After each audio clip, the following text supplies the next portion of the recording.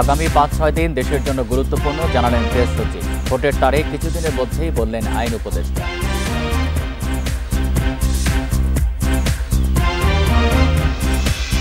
আগামী নির্বাচন সবার জন্য অত্যন্ত গুরুত্বপূর্ণ বললেন তারেক রহমান। উগ্রবাদ যেন মাথাচাড়া না দেয় সেদিকে সজাগ থাকতে হবে।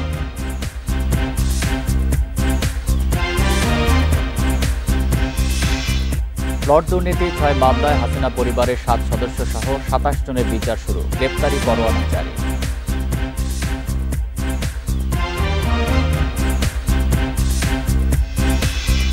জুলাই সনদ বাস্তবায়নের দাবিতে আন্দোলনে আহতদের শাহবাগ অবরোধ, তীব্র যানজটে চরম নাগরিক ভোগান্তি।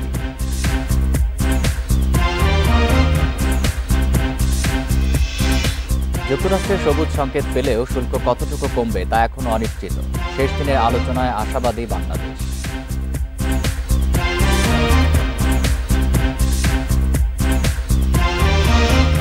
স্বাগত বিরতিহীন রাত ৯টায় বাংলাদেশে। আপনাদের সাথে আছি আমি আলী আশরাফ। শুনছিলেন শিরোনাম, এবার বিস্তারিত। আগামী ৫-৬ দিন দেশের রাজনৈতিক বন্দোবস্তের জন্য গুরুত্বপূর্ণ বলে উল্লেখ করেছেন প্রধান উপদেষ্টা প্রেস সচিব। তিনি বলেন, প্রধান উপদেষ্টার ঘোষিত সময় থেকে একদিনও পেছাবে না নির্বাচন। আইন উপদেষ্টা জানান, কিছুদিনের মধ্যেই ভোটের তারিখ ঘোষণা করা হবে। বৃহস্পতিবার সচিবালয়ে আলাদা সংবাদ সম্মেলনে তারা এসব কথা বলেন। অন্তর্বর্তী সরকারের দায়িত্ব নেওয়ার বছর পূর্ণ হবে আগামী ৮ আগস্ট। এ নিয়ে চলছে নানা তোড়জোড়। বৃহস্পতিবার সচিবালয়ে সাংবাদিকদের সংগঠন বিএসআরএফ সংলাপে যোগ দেন প্রধান উপদেষ্টার প্রেস সচিব। বলেন, আগামী ৫-৬ দিন দেশের রাজনীতির জন্য গুরুত্বপূর্ণ। প্রধান উপদেষ্টার ঘোষিত নির্বাচনের সময় পেছাবে না বলেও জানান তিনি। ৫-৬টা দিনে আমরা বুঝবো যে আমরা সামনে কোথায় যাচ্ছি। বাট একটা বিষয় আপনি নিশ্চিত থাকেন, ইলেকশন দেরি হবে না। ইলেকশন প্রফেসর ইউনূস যেই সময় বলেছেন তার থেকে একটা দিন দেরি হবে না। আর নিজ মন্ত্রণালয়ের কাজের অগ্রগতি তুলে ধরেন আইন উপদেষ্টা। জানান, কিছুদিনের মধ্যে নির্বাচনের তারিখ ঘোষণা করা হবে। বলেন, জনগণের ভোটাধিকার নিশ্চিতে কাজ করছে সরকার। নির্বাচনের সময় তো জাস্ট ওয়েট করেন, কিছুদিনের মধ্যে ঘোষণা শুনবেন। মিথ্যা বা হয়রানিমূলক মামলায় নাম অন্তর্ভুক্ত করা মব সন্ত্রাস দুর্ভাগ্যজনক বলে মন্তব্য করে এসব রোধে কাজ চলছে বলেও জানান আইন উপদেষ্টা। হয়রানিমূলক মিথ্যা মামলা একটা, আর একটা হচ্ছে মব জাস্টিস বা মব সন্ত্রাস আমি বলবো। এই দুইটা আমাদেরকে খুবই পীড়িত করে। আমাদের মতো চেষ্টা করি। আর মিথ্যা মামলা ঠেকানোর জন্য বা এই মামলাতে অভিযুক্তদের রিলিফ দেওয়ার জন্য আমরা ফৌজদারি কার্যবিধির সংশোধন করেছি। আইন উপদেষ্টা জানান, গেল সরকারের প্রায় ১৫,০০০ রাজনৈতিক হয়রানিমূলক মামলা প্রত্যাহার করা হয়েছে। অসীম আত্মত্যাগের বিনিময়ে। Hasib Mahmud Shah, independent News, Dhaka. আগামী নির্বাচন সবার জন্য অত্যন্ত গুরুত্বপূর্ণ উল্লেখ করে বিএনপির ভারপ্রাপ্ত চেয়ারম্যান তারেক রহমান বলেছেন, দেশে যেন আর ফ্যাসিবাদ, উগ্রবাদ, চরমপন্থা মাথাচাড়া দিতে না পারে সেদিকে সজাগ থাকতে হবে।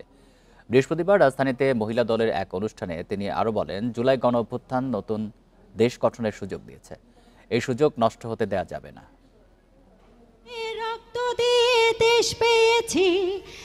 ফ্যাসিবাদ বিরোধী আন্দোলনে নারীদের ভূমিকা নিয়ে আলোচনা সভার আয়োজন করে জাতীয়তাবাদী মহিলা দল। অনুষ্ঠানে যোগ দেন আন্দোলন সংগ্রামে থাকা রাজনৈতিক দল এবং বিভিন্ন সংগঠনের প্রতিনিধিরা। ও বাছারাম ভয় দেখিয়ে হলো না রে কাম। শুরুতে জুলাই গণঅভ্যুত্থানের শহীদ ও আহতদের উপর প্রামাণ্যচিত্র দেখানো হয়। এ সময় বিগত আন্দোলন সংগ্রামের নানা স্মৃতি তুলে ধরেন বক্তারা। হৃদয়ের যে রক্তক্ষরণ, তাদের সন্তানকে ফিরে পাওয়ার যে আকুতি, সেটা যে। প্রধান অতিথির বক্তব্যে বিএনপির ভারপ্রাপ্ত চেয়ারম্যান তারেক রহমান বলেন, জুলাই গণঅভ্যুত্থান নতুন এক দেশ গঠনের সুযোগ তৈরি করে দিয়েছে। এ সুযোগ নষ্ট হতে দেয়া যাবে না। আগামী জাতীয় নির্বাচন দেশের প্রতিটি নাগরিকের জন্য অত্যন্ত গুরুত্বপূর্ণ। দেশে যাতে আর কোনোভাবেই আর কোনোদিন ফ্যাসিবাদ, উগ্রবাদ, চরমপন্থা মাথা চাড়া দিয়ে উঠতে না পারে, এই ব্যাপারে বিশেষ করে নারী সমাজকে অত্যন্ত সতর্ক এবং সজাগ থাকতে হবে। নিরাপদ বাংলাদেশ প্রতিষ্ঠার মাধ্যমে শহীদদের আত্মত্যাগের প্রতি সম্মান জানানোর জন্য আমরা ঐক্যবদ্ধ থাকি। নারী অধিকার রক্ষায় বিএনপির বিভিন্ন উদ্যোগের চিত্র তুলে ধরেন তারেক রহমান। বলেন, জনগণের ভোটে বিএনপি ক্ষমতায় এলে নারীরা তাদের অধিকার পুরোপুরি ফিরে পাবে। নারীরা কিন্তু এখনো অনেক পিছিয়ে আছে বাংলাদেশের প্রেক্ষাপটে। শুধু বাংলাদেশ নয়, কোনো রাষ্ট্রই এগিয়ে যেতে পারে না, এবং সে কারণেই নারী শক্তিকে প্রাধান্য দিয়ে দেশের অর্ধেক সংখ্যক নারীদের নিরাপত্তা নিশ্চিত, তাদের আশা আকাঙ্ক্ষাকে ধারণ করে বিএনপি আগামী দিনের সকল কর্মপরিকল্পনাগুলোকে সাজিয়েছে বা গ্রহণ করছে। জুলাই বিপ্লব সহ ফ্যাসিবাদ বিরোধী আন্দোলনে সাহসী ভূমিকার জন্য নারীদের প্রতি কৃতজ্ঞতা প্রকাশ করেন বিএনপির ভারপ্রাপ্ত চেয়ারম্যান। তাদের প্রতি আমাদের ঋণ পরিশোধের পালা। মাহমুদ শরীফ, ইন্ডিপেন্ডেন্ট নিউজ, ঢাকা। যেসব বিষয়ে ঐকমত্য হয়নি সেগুলো বাদ দিয়ে মৌলিক বিষয় সংস্কার করে ফেব্রুয়ারিতে নির্বাচন দেওয়ার দাবি জানিয়েছে বিএনপি। বৃহস্পতিবার জাতীয় প্রেস ক্লাবে এক আলোচনা সভায় দলটির মহাসচিব মির্জা ফখরুল ইসলাম আলমগীর এই দাবি জানান। বিকেলে আলাদা এক অনুষ্ঠানে ফখরুল বলেন, ঐক্যবদ্ধ না থাকলে দেশে আবারও একটি ১/১১-র মতো ঘটনা ঘটতে পারে। জুলাই আগস্টের গণ অভ্যুত্থানের ঘটনা প্রবাহ এখনো দগদগে শহীদ আহতদের স্বজনদের বুকে। ১ বছর পেরিয়ে গেলেও শহীদদের তালিকা না হওয়ায় ক্ষোভ জানান তারা। বর্ষপূর্তি উপলক্ষে জাতীয় প্রেস ক্লাবে আয়োজিত আলোচনা সভায় উঠে আসে এমন মনোভাব। আলোচনায় বক্তারা বলেন, জুলাইয়ের গণজাগরণ হয়েছিল মানুষের ভোটাধিকার ও মর্যাদার প্রশ্নে। তাই জনগণের অধিকার ফেরাতে সুষ্ঠু নির্বাচনের বিকল্প নেই। যে সময়টা, এই সময়টা হচ্ছে পারস্পরিক একটা বোঝাপড়া করার সময়। একটু বুঝে নিয়ে, পরস্পরকে বুঝে আমরা যদি খুব দ্রুত এগিয়ে যাওয়ার চেষ্টা করি, তাহলে ফলটা লাভ করবে জনগণ, তার একটা প্রতিনিধিত্ব থাকবে, তার একটা সরকার তৈরি হবে। বিএনপি মহাসচিব বলেন, বিএনপি ক্ষমতায় যেতে নির্বাচন চায় না, জনগণের কাছে তাদের ক্ষমতা ফিরিয়ে দিতেই নির্বাচন প্রয়োজন। ৩ মাসের মধ্যে নির্বাচন দাবি করেছিলাম, আমার খুব সমালোচনা হয়েছিল, আপনারাও করেছিলেন যে বিএনপি এত অস্থির হয়ে গেছে কেন, মির্জা আলমগীর ফখরুল এত অস্থির হয়ে গেছে ক্ষমতায় যাওয়ার জন্য। তখন কথাটা ছিল যে ক্ষমতায় যাওয়ার জন্য। আসলে এখন আপনারাই বলছেন যে ব্যাপারটা ক্ষমতায় যাওয়ার জন্য নয়, ব্যাপারটা হচ্ছে যার শক্তি, যার ক্ষমতা, যার মালিকানা, তার হাতে ক্ষমতা ফিরিয়ে দিতে হবে। সঠিক সময়ে নির্বাচন দিয়ে সম্মানের সাথে বিদায় নেয়া এই সরকারের লক্ষ্য হওয়া উচিত বলেও মন্তব্য করেন বক্তারা। Mahmuda Moumita, independent News, Dhaka. দেশ বিপজ্জনক সময় পার করছে বলে মনে করে সেনাবাহিনী। এই পরিস্থিতিতে প্রয়োজন সম্মিলিত সহযোগিতা। সকালে সেনা সদরে আইনশৃঙ্খলা নিয়ে নিয়মিত ব্রিফিংয়ে এসব কথা বলেন মিলিটারি অপারেশনস পরিদপ্তরের পরিচালক ব্রিগেডিয়ার জেনারেল নাজিমুদ্দৌলা। তিনি জানান, গোপালগঞ্জের ঘটনায় জীবন বাঁচাতে নিরাপত্তা দিয়েছে সেনাবাহিনী। একক কোনো দলকে নিরাপত্তা দেওয়া হয়নি বলেও উল্লেখ করেন তিনি। এ সময় তিনি আরও বলেন, মাইলস্টোনে বিমান দুর্ঘটনায় মরদেহ গুমের বিষয়টি সম্পূর্ণ গুজব। ওই ঘটনায় যারা সাহায্য না করে ভিডিও করেছে, রিকশায় অতিরিক্ত ভাড়া নিয়েছে, তাদের সমালোচনাও করেন তিনি।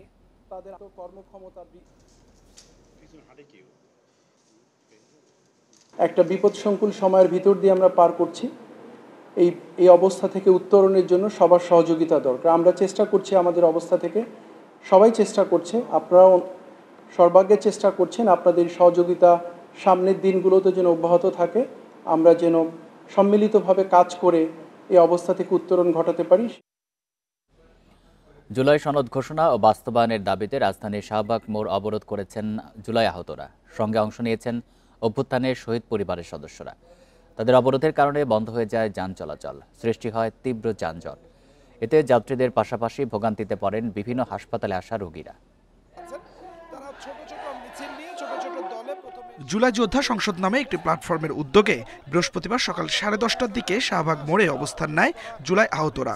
তারা বন্ধ করে দেয় যান চলাচল। জুলাই যোদ্ধা ও শহীদদের স্বীকৃতি, শহীদ পরিবার ও আহতদের আজীবন সম্মান, চিকিৎসা, কর্মসংস্থান সহ 10টির বেশি দাবি তুলে ধরেন অবরোধকারীরা। বলেন, জুলাই সনদ দিতে গড়িমসি করছে সরকার। লিজুর ভিত্তিক ওনারা একটা রাজনৈতিক প্রেক্ষাপটের জন্য হচ্ছে যে এরকম একটা খসড়া তৈরি করেছে, তবে এটার সঙ্গে আমরা একমত না। আহত শহীদ পরিবারের জন্য আজীবন সম্মানজনক ভাতা নিশ্চিত করা হবে, যা তাদের অধিকার হিসেবে স্বীকৃত থাকবে।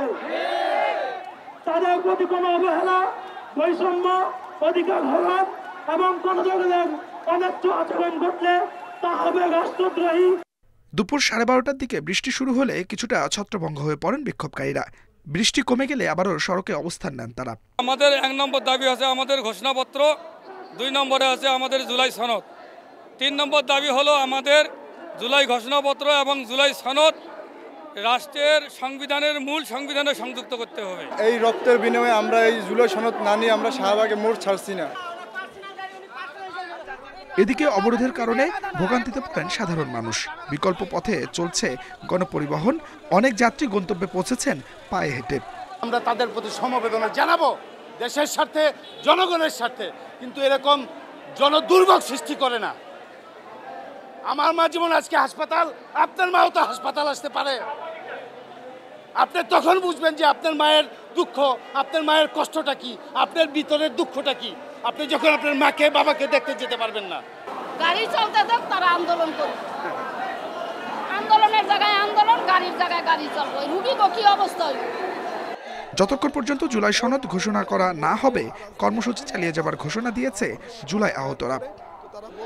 আব্দুলুর রহমান, ইন্ডিপেন্ডেন্ট নিউজ, ঢাকা। আইনি ভিত্তি না দিলে জুলাই সনদে স্বাক্ষর করবে না জামায়াতে ইসলামী। না হলে মামলার হুঁশিয়ারি দিয়েছে দলটি। যদিও এর আইনি ভিত্তির প্রয়োজন দেখছে না বিএনপি। এদিকে সংসদের উচ্চকক্ষ গঠন পদ্ধতি নিয়ে একমত হতে পারেনি বিএনপি সহ দলগুলো। একক দলের স্বেচ্ছাচারিতা ঠেকাতে উচ্চকক্ষ চায় এনসিপি। সংবিধান সংশোধনের ক্ষমতা উচ্চকক্ষে দেওয়ার ক্ষেত্রেও রয়েছে দ্বিমত। রাজধানীর ফরেন সার্ভিস একাডেমিতে বৃহস্পতিবার বেলা 11:30টার পর শুরু হয় জাতীয় ঐকমত্য কমিশনের শেষ দিনের বৈঠক। এতে সাংবিধানিক প্রতিষ্ঠানে নিয়োগ নিয়ে আলোচনা হয়। বেশিরভাগ দল একমত হলেও বিএনপি মনে করে সেসব প্রতিষ্ঠানের আইনি নিয়োগ প্রক্রিয়া থাকা উচিত। সংসদের উচ্চকক্ষ গঠন নিয়ে দেখা দিয়েছে নানা মত। পিআর পদ্ধতি না হলে উচ্চকক্ষ চায় না জামায়াত ইসলামী ও এনসিপি সহ বেশ কয়েকটি দল। সিপিবি বাসদের দাবি উচ্চকক্ষের প্রয়োজন নেই। রাষ্ট্রটাকে, জনগোষ্ঠীকে ঐক্যবদ্ধ রাখার যদি জায়গা আমরা নিতে চাই, তাহলে একে ক্ষমতার ভারসাম্য সৃষ্টি করতে হবে এমনভাবে যাতে করে জবাবদিহিটা নিশ্চিত হয়। ওনারা যেহেতু এটা মনে করেন, তাহলে আলোচনা থেকে বাদ দিয়ে রাখেন, কারণ আমরা ঐক্যমত্য ছাড়া এই ধরনের জোরাজুরি করে কোনোটা খুব লাভ হবে না। এদিকে নিম্নকক্ষের আসনের ভিত্তিতে উচ্চকক্ষ চায় বিএনপি সহ 12 দলীয় জোট। সংবিধান সংশোধনের ক্ষমতা উচ্চকক্ষে দিতে রাজি নয় দলটি। সরকারি কর্ম কমিশন, দুর্নীতি দমন কমিশন, মহাহিসাব নিরীক্ষক, নিয়ন্ত্রক এবং ন্যায়পাল নিয়োগের বিধান সম্পর্কিত, ইনফ্যাক্ট এটা নিয়োগ সম্পর্কিত এটা বিধান করার জন্য যে প্রস্তাব আগে থেকেই আলোচনায় ছিল, এখানে আমাদের বক্তব্য আমরা নোট অফ ডিসেন্ট সহ একমত হয়েছে। জুলাই সনদের আইনি ভিত্তি না দিলে স্বাক্ষর করবে না জামায়াত ইসলামী। এমনকি মামলা করার হুঁশিয়ারি দিয়েছে দলটি। সনদ বাস্তবায়নে 2 বছরের সময় দিতে রাজি নয় এনসিপি।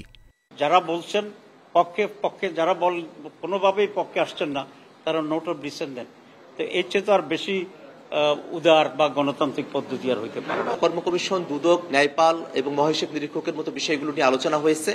কয়েকটি দলের তাদের ভিন্নমতকে সাথে নিয়েই, মোটা দাগে গোটা হাউজের মতামতগুলোকে সাথে নিয়েই এই বিষয়ে একটা ঐক্যমতের জায়গায় কমিশন আসতে পেরেছে।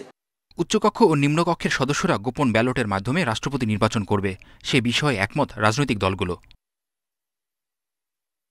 মেহেদী Hasan, Independent News, Dhaka. Plot দুর্নীতি 6 মামলায় শেখ হাসিনা ও তার পরিবারের 7 সদস্য সহ 27 জনের বিচার শুরু হয়েছে। সকালে ঢাকার বিশেষ জজ আদালতের বিচারক অভিযোগ গঠন করে বিচার শুরুর আদেশ দেন। আদালতে কোনো আসামি হাজির না থাকায় তাদের বিরুদ্ধে গ্রেপ্তারি পরোয়ানা জারি করা হয়। এই মামলায় সাক্ষ্য প্রমাণের ভিত্তিতে আসামিদের সর্বোচ্চ শাস্তির আশা দুদকের আইনজীবীদের। ভারতে পালিয়ে যাওয়ার পর এবারই প্রথম কোনো দুর্নীতির মামলায় শেখ হাসিনা ও তার পরিবারের বিরুদ্ধে অভিযোগ গঠন করলেন আদালত। বৃহস্পতিবার প্লট দুর্নীতির মামলায় শেখ হাসিনা সহ অন্যান্যদের বিরুদ্ধে আনুষ্ঠানিক বিচার শুরুর আদেশ দেন ঢাকার 2 আদালত। রাষ্ট্রের সর্বোচ্চ কর্তাব্যক্তি হয়েও রাজুকের পূর্বাচল নতুন শহর প্রকল্পে নিয়ম বহির্ভূতভাবে 60 কাঠা প্লট নেন সাবেক প্রধানমন্ত্রী শেখ হাসিনা ও তার পরিবারের সদস্যরা। এ অভিযোগে চলতি বছরের 14 জানুয়ারি তাদের বিরুদ্ধে মামলা করে দুদক। এ মামলায় 10 মার্চ তাদের বিরুদ্ধে আদালতে অভিযোগপত্র দাখিল করে সংস্থাটি।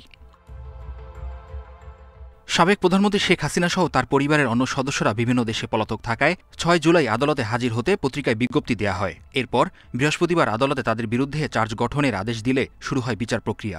3 মামলার আনুষ্ঠানিক বিচার শুরু হলো এবং আমরা আগামী 8 তারিখ বাদীর সাক্ষী নেব। বাদীর সাক্ষী নেওয়ার পর অন্যান্য সাক্ষী নিয়ে দ্রুত আমরা এই মামলাটা রায় ইনশাল্লাহ আমরা গ্রহণ করব, দ্রুত করব। এই মামলায় দোষী সাব্যস্ত হলে শেখ হাসিনা সর্বোচ্চ 14 বছরের কারাদণ্ড হবে বলে জানান দুদকের আইনজীবী। যেহেতু এইখানে সর্বোচ্চ সাজা যাবজ্জীবন আর তার নিচে 7 বছর, 10 বছর, 3 বছর, 4 বছর আছে, যে এখানে সেই সুযোগ নেই, আইনগত কোনো সুযোগ নেই, তার পক্ষে কেউ দাঁড়ানোর কোনো সুযোগ নেই। এই মামলায় সর্বোচ্চ শাস্তি মৃত্যুদণ্ড না থাকায় স্টেট ডিফেন্সের সুযোগ পাবেন না পলাতক আসামিরা। এ কারণে তাদের পক্ষে আদালতে কোনো আইনজীবী উপস্থিত ছিলেন না। মেহেদী হাসান, ইন্ডিপেন্ডেন্ট নিউজ, ঢাকা। এবার জুলাই অভ্যুত্থান নিয়ে প্রতিবেদন।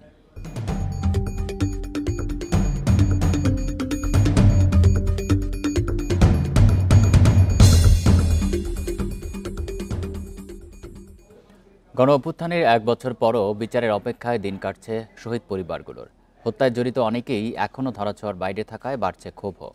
রাষ্ট্রপক্ষের আইনজীবীরা বলছেন, অভিযোগপত্র না পাওয়ায় বিচার কাজ শুরু করা যাচ্ছে না। পুলিশ বলছে, তদন্ত করে প্রকৃত দোষীদের আইনের আওতায় আনার চেষ্টা চলছে। 2024 সালে 4 আগস্ট লক্ষ্মীপুরে ছাত্র জনতার মিছিলে হামলা চালায় যুবলীগ নেতা সালাউদ্দিন টিপু, বাজিদ ভূঁইয়া সহ হেলমেট পরা সন্ত্রাসীরা। এ সময় প্রথমে গুলিবিদ্ধ হয়ে নিহত হন কলেজ শিক্ষার্থী সাদ আল আফনান। এরপরই হাজারো ছাত্র জনতা ধাওয়া করে আওয়ামী সন্ত্রাসীদের। সে সময় গুলিতে নিহত হন আরও 3 আন্দোলনকারী, আর জনতার গণপিটুনিতে মারা যান 8 জন। তবে পালিয়ে যায় টিপুসহ অনেক হামলাকারী। হামলায় নিহতের ঘটনায় 4টি মামলা করে পরিবার ও পুলিশ। এসব মামলার 200-এর বেশি আসামি গ্রেপ্তার হলেও মূল অভিযুক্তরা ধরাছোঁয়ার বাইরে থাকায় বাড়ছে ক্ষোভ। মেইন আসামি তো একটা পায়নি, শুধু 2 জনকে ধরছে, একজন হচ্ছে কপিরহাটারির, একজন হচ্ছে আমাদের এলাকার। এখনো তো তাদেরকে ধরা হচ্ছে না। ওইদিকে আমাদের ঝুলের যে সনদপত্র দেওয়ার কথা সেটা আজও দেওয়া হচ্ছে না। রাষ্ট্রপক্ষ বলছে, পুলিশ এখনও চার্জশিট না দেওয়ায় বিচার কাজ শুরু করা যাচ্ছে না। পুলিশের দাবি, তদন্ত শেষ না হওয়ায় প্রতিবেদন দিতে সময় লাগছে। পুলিশের বা তদন্তকারী কর্মকর্তা যারা আছে তাদের আরেকটু সিরিয়াস হওয়া দরকার। আমরা মনে করি তদন্ত প্রতিবেদন হয়ে যাওয়া উচিত ছিল। তাদের ফুটেজ আছে, কিন্তু আমরা এদেরকে শনাক্ত করতে পারছি না। এই সাক্ষীগুলো পেলে এই সাক্ষীদের দ্বারা আমরা অনেক ছবিগুলো দেখে তারা হয়তো শনাক্ত করতে পারবে। শনাক্ত করতে পারলে আমরা তখন আমাদের এই মামলাটা চার্জশিট যোগ্য হবে। স্বজন হারানোর বিচার চায় চাঁদপুরের 31 শহীদ পরিবারও। তাদের সাথে একমত এনসিপি নেতারাও। মারা গেছে 1 বছর হয়ে গেছে, তাদের কোনো বিচার হয় না। আমার সন্তান আগস্টের 5 তারিখে ফরিদগঞ্জ থানার সামনে মারা গেছে। আমি ন্যায্য বিচার চাই সরকারের কাছে। আমার বুককে এখনো জ্ঞান হারিয়ে ফেলে কান্না করতে করতে। তো আমাদের এই তো 1 বছর তো হয়ে গেল, আমরা তো নতুন আরেক জুলাই এসেছি, কিন্তু আমরা তো এখনো দৃশ্যমান বিচার লক্ষ্য করছি না। শহীদ পরিবারকে আর্থিক সহায়তা দেওয়া হয়েছে জানিয়ে বাসস্থানের ব্যবস্থার আশ্বাস দিয়েছে প্রশাসন। রেশমি নন্দী, ইন্ডিপেন্ডেন্ট নিউজ। শুল্ক কমাতে যুক্তরাষ্ট্রের সবুজ সংকেত পেলেও বাংলাদেশি পণ্য রপ্তানি ক্ষেত্রে দেশটি শেষ পর্যন্ত কত হারে শুল্ক আরোপ করবে তা এখনও নির্ধারিত হয়নি। আজ এ বিষয়ে শেষ দিনের আলোচনায় বসবেন 2 দেশের প্রতিনিধিরা। তবে শেষ দিনের আলোচনায় যুক্তরাষ্ট্রের ঘোষিত শুল্ক হার কমানোর বিষয়ে চূড়ান্ত সিদ্ধান্ত হবে বলে আশা করছে বাংলাদেশের প্রতিনিধি দল। বৈঠকে বাংলাদেশ দলের নেতৃত্ব দিচ্ছেন বাণিজ্য উপদেষ্টা শেখ বশির উদ্দিন, প্রধান উপদেষ্টা জাতীয় নিরাপত্তা উপদেষ্টা ডক্টর খলিলুর রহমান এবং 2 সচিব। আর যুক্তরাষ্ট্রের পক্ষে নেতৃত্ব আছেন সহকারী ট্রেড রিপ্রেজেন্টেটিভ ব্রেন্ডন লিঞ্চ। যুক্তরাষ্ট্রের বাণিজ্য প্রতিনিধি USTR এর সাথে বাংলাদেশ সময় মঙ্গলবার মধ্যরাত থেকে ভোর পর্যন্ত প্রথম দিনের আলোচনা হয়। দ্বিতীয় দিনের আলোচনা চলে বুধবার সন্ধ্যা 7টা থেকে রাত 3টা পর্যন্ত।